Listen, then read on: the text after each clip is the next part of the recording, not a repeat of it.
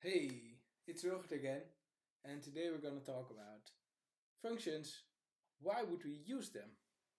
Well, there's two reasons. The first one is reusability, and the second one is abstraction. Let's first talk about that first one, reusability. And I'm gonna step away from programming a little bit and try to explain it to you with cake recipes. Let's say that we have a cake shop and we have to bake different types of pies and cakes, and we have recipes for them.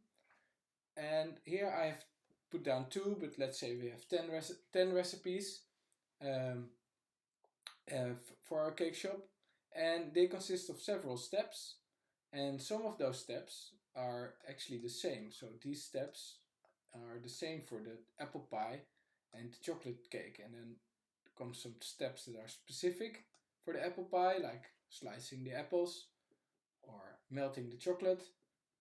Um, and then there's some steps that are common again. And with two recipes, it's kind of okay that it's the same.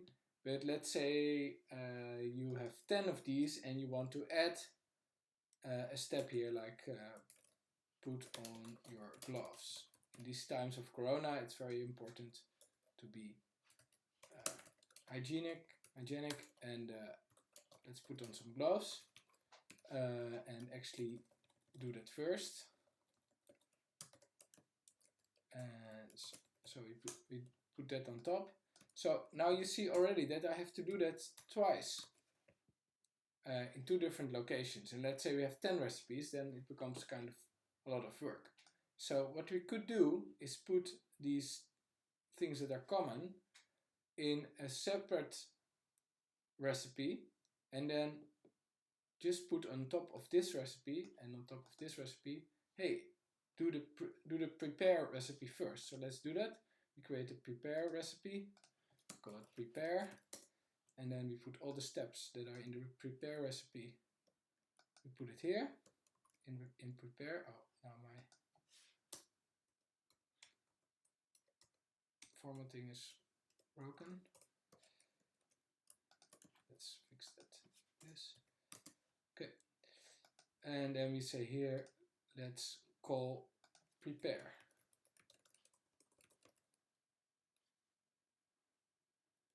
And then we can do that here as well. So now, when we have to change the preparation steps, we have to do it in one place instead of in two. Same goes for the baking phase. So here's the baking phase, and we remove that, and we create here a baking recipe. And let's make it a little bit bigger again, and then we have to clean up the last part. So we take these out, call it cleanup,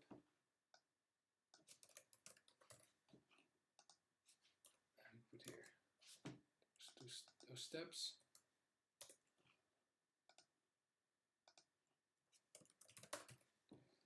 And now if we look at the recipes, they are a lot shorter because all the common parts we have moved.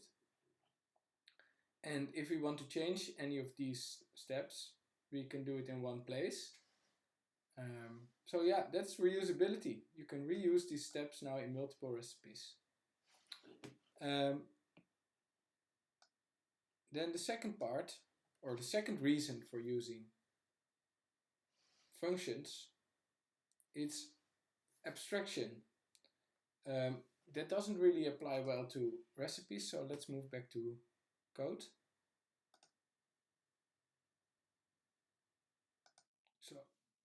So the second reason is abstraction. And abstraction means that you don't need to know all the details of how something happens in order to perform that when you use a function. So the function can contain all that complexity, and if you call the function, you only have to know the name of the function, what parameters or arguments to provide, and what kind of return it will have. What will be the type of the return? So it can be a string or a number or an object or an array. And to show you that, I will use an example, and let's switch to that screen. So what we see here is the grid of a city, and this is a city that we don't see very much in the Netherlands, but in the United States they have some cities that are really organized like this. It's a grid of squares, and the interesting thing is with a grid of squares like this is that the route between point 1 and point 2 here is always the same length. It doesn't matter which of these three routes you take. Route A, Route B, and Route C are always the same length, and you can calculate that length if you know the position of P1 and P2. Well, let's say we have to do that in JavaScript. Then it's kind of complex. Well, luckily not that complex.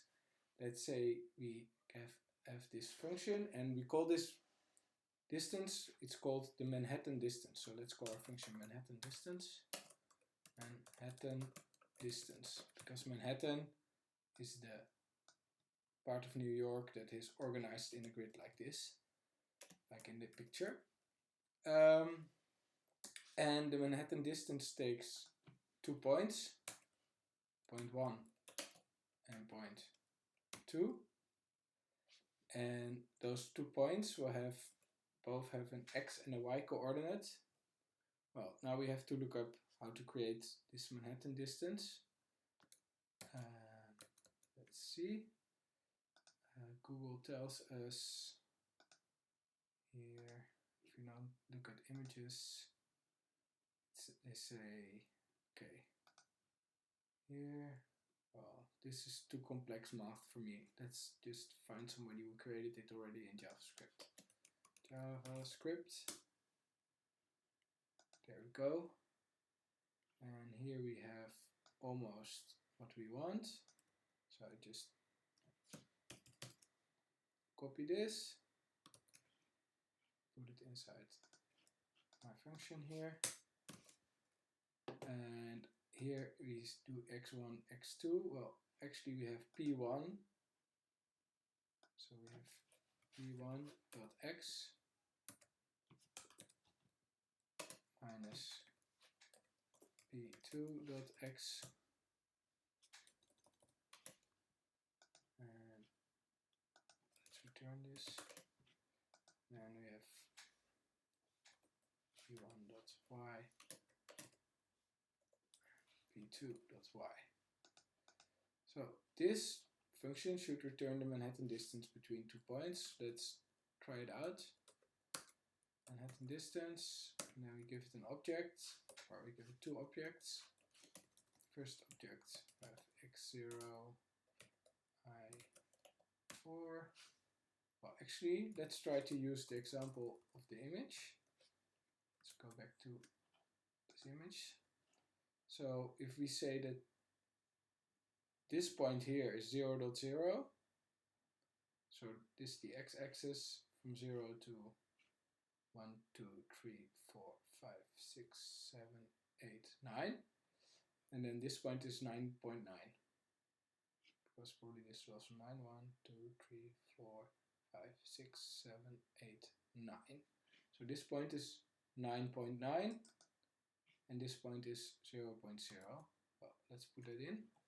So x0, i0, and then we have here x9, i9. No, well, we don't get the result printed, so let's add this magic. And it says here that the distance is 18, and I tend to believe that, because if you would, it's in this case really simple, it's simply 9 plus 9. But if you count here, then it's 1, 2, 3, 4, 5, 6, 7, 8, 9, 10, 11, 12, 13, 14, 15, 15, 16.